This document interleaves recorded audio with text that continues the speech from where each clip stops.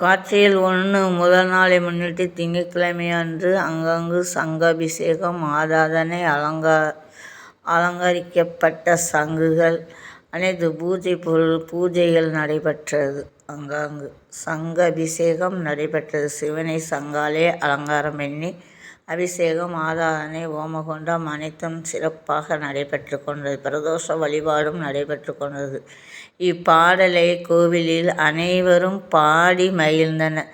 சிவாய நம. சிறுவரிலிருந்து பெரியவர் வரைக்கும் பாடினார்கள் இப்பாடலை.